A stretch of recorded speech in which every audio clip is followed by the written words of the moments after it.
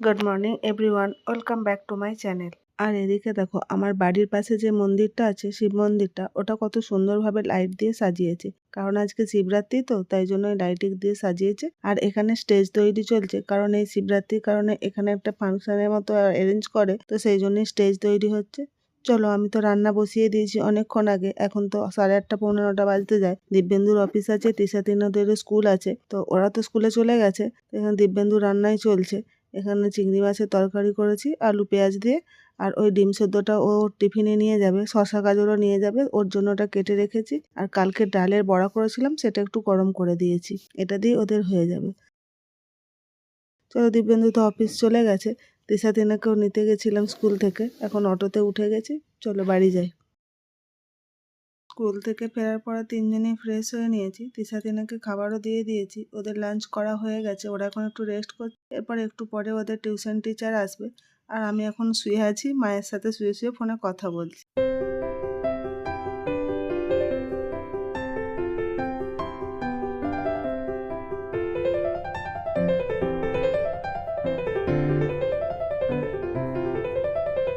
মায়ের সাথে কথা বলার পর কিছুক্ষণ ফোনটা দেখছিলাম, তারপর হঠাৎ করে মনে পড়লো যে না, দিব্যেন্দু তৃষা তিনাদের জন্য কিছু গিফট কিনে নিয়ে এসেছিলো ওর বার্থডের দিন রিটার্ন গিফট হিসেবে দেওয়ার জন্য।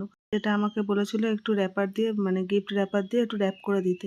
আমি তো ভুলেই গেছিলাম, রয়েই গেছিলো। তো কালকেই সেটা তো লাগবে, ওই কারণে আমি এখন আবার বসে গেলাম। না না, এটা আগে র্যাপ করে নিই, তারপরে গিয়ে আবার পুজো দিতে যেতে হবে, শিবরাত্রির পুজোটা দিতে যেতে হবে। তো সন্ধে হয়ে এসেছে, তাই সেই কারণে আমি এটা আগে র্যাপ করে নিই, তারপরে গিয়ে পুজোর সব জোগাড় করব।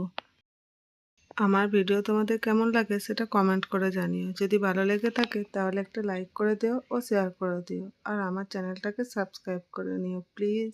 একসাথে দুজনের গিফট র্যাপ করতে একটু অসুবিধা হচ্ছে। এখন মনে হচ্ছে আর একটা র্যাপার কিনে নিয়ে আসলে ভালো হতো। আলাদা আলাদা করে করলে, মানে র্যাপার দিয়ে গিফট র্যাপ করলে ভালো হতো। অ্যাকচুয়ালি যে গিফটগুলো দেওয়া হয়েছে সবগুলোই তো আর দুটো দুটো কেনা হয়নি, কিছু জিনিস একটাই কেনা হয়েছে। তাই সেই জন্য তো সেটা আবার একজনের গিফটে মোটা হয়ে যাবে, একজনের গিফট র্যাপারটা একটু পাতলা হয়ে যাবে। সেই কারণে একসাথেই করতে হলো, কিন্তু একটু অসুবিধা হচ্ছিল। ঠিক আছে, চলো যা হোক, হয়ে তো গেছে।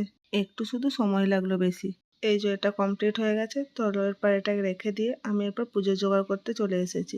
এরপর পুজোর আগে গুছানোটা, মানে পুজোর এখানটা গুছিয়ে নিই, যেটা ঘরে পুজো করব সেটা গুছিয়ে নিয়ে তারপর সন্ধে দেখাবো। রেডি হয়ে নিয়ে মন্দিরে পুজো দিয়েছে, তারপরে আমি ঘরের পুজোটা করব।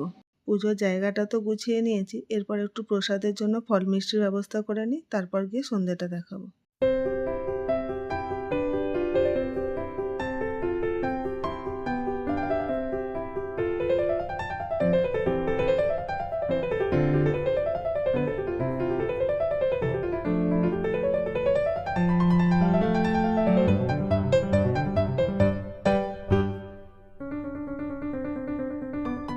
এই যে পুজো জোগাড় করে নিয়ে ওখানটা পরিষ্কারও করে নিয়েছি, তারপর সন্ধে দেখানো হয়ে গেছে। এরপর চলো রেডি হয়ে নিই। আলতাটা পরে নিচ্ছি, এরপর গিয়ে শাড়ি টাড়ি পরে রেডি হয়ে যাব।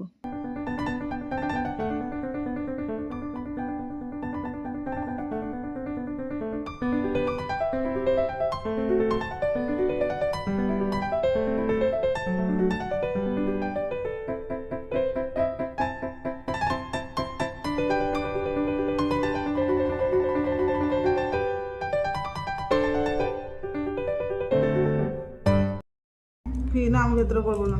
আরে এখানটাই না, বলছি। না মা, ভালো লাগবে, প্লিজ প্লিজ। ভালো লাগে না, ভালো লাগে, তুমি করো না। বেকার দেখতে লাগে। তো দেখেছো অবস্থা, ঠিক করে আলতাটাও পরতে দিচ্ছে না শান্তি মতো। তাদের পছন্দ মতো নাকি আমাকে আলতা পরতে হবে। আমি পারছিলাম না বলে আমার একটু, মানে আমি আমার মতো করে পড়ছিলাম, সেটা হলো না। তাই জন্য দেখবে শেষমেশ আবার এই দেখো তিশা আবার শুরু করে দিয়েছে আলতাটা পরানো।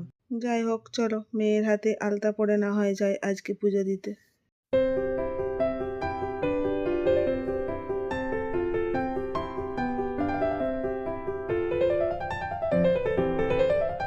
অবশেষে আলতা পরানো কমপ্লিট হলো। চলো এরপরে যাই শাড়ি টাড়ি পরে নিই। তবে ভেবো না এখানেও যে খুব একটা শান্তি পাচ্ছি তা না। সব কিছুই নিজের পছন্দ মতো হবে না, মেয়ের পছন্দ মতো করতে হবে। যা কিছু করছি মেয়ে ডিরেকশন দিচ্ছে, আমি সেই মতো কাজ করে চলেছি। আমাকে দিয়ে আর কি কি কাজ করানোর প্ল্যান আছে সেটা তোমরাও আমার সাথেই দেখতে থাকো। এই সব শটের ঠেলায় আমি যে কখন মন্দিরে গিয়ে পৌঁছাবো তার কোনো ঠিক নেই। কত যে দেরি হয়ে যাচ্ছে, লাইনও বেড়ে যাচ্ছে, সেটা তো বুঝছে না। বাট না, ওদের ঠিক ভিডিওটা ঠিকঠাক ভাবে করতে পারলে ওরা শান্তি। ঠিক আছে, নাও, একটা দিনই তো সুযোগ দিলাম, করো। খুব একটা যে রেগে যাচ্ছি এমনটাও নয়, কারণ আমি তো সেভাবে কখনো সাজি না, তাই একটা কিরকম লাগছে। তাও মেয়ের হাতে সাজতে পেয়ে বা মেয়ের ইচ্ছে মতো সাজতে পেরে খুশিই হচ্ছি। এরকম ভাগ্য আর কজনের বা হয়। আমি তো লিকুইড সিঁদুর পরি, তবে আজকে একটু গুঁড়ো সিঁদুর পরতে ইচ্ছে করলো, তাই এই গুঁড়ো সিঁদুরটাই পরে নিচ্ছি।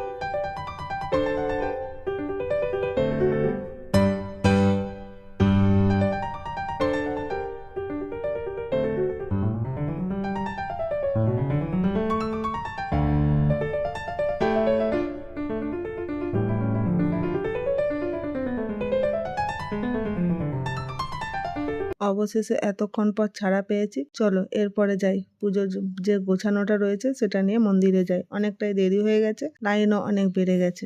এদিকে দিব্যেন্দুও বাড়ি চলে এসেছে, তবে ওরা এখনো ড্রেস চেঞ্জও করা হয়নি, হাত পা ধোয়াও হয়নি, এই জাস্ট ও ঢুকলো। এরপর চলো মন্দিরটা দেখাই আমাদের বাড়ি থেকে কিরকম দেখতে লাগছে। সকালে তো দেখিয়েছিলাম লাইট লাগানো হয়েছে, এখন দেখো লাইটটা জ্বলার পর দেখতে কত সুন্দর লাগছে। আর এখানে এই যে বলছিলাম না স্টেজ তৈরি হবে, দেখো স্টেজ তৈরি হয়ে গেছে। এখানে ছোটদের এখন একটা প্রোগ্রাম চলছে।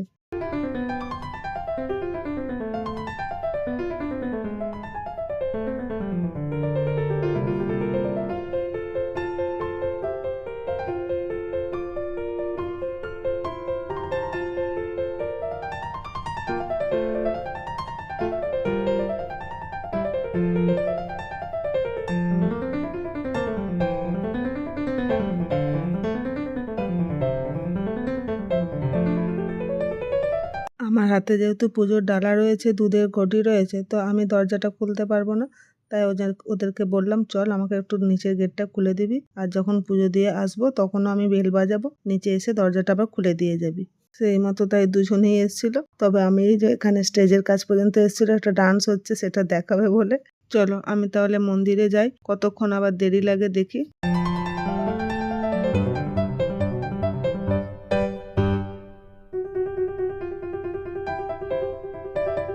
এই যে এখন আমি চলে এসেছি মন্দিরে। আমার ওই আধ ঘন্টা 40 মিনিটের মতো লেগেছিল, তারপরে চলে এসেছি। চলো এরপরে ঘরের পুজোটা আমি এরপর করে নিই।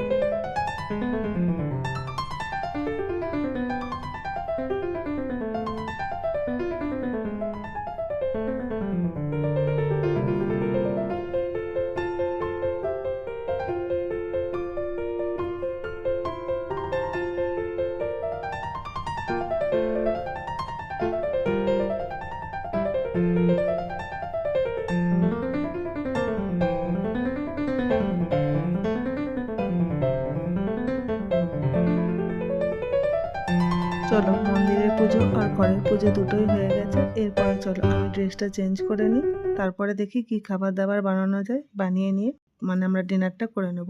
ভিডিওটা তাহলে আজ এই পর্যন্তই, দেখা হবে নেক্সট ব্লগে। ভালো থেকো সকলে, টাটা।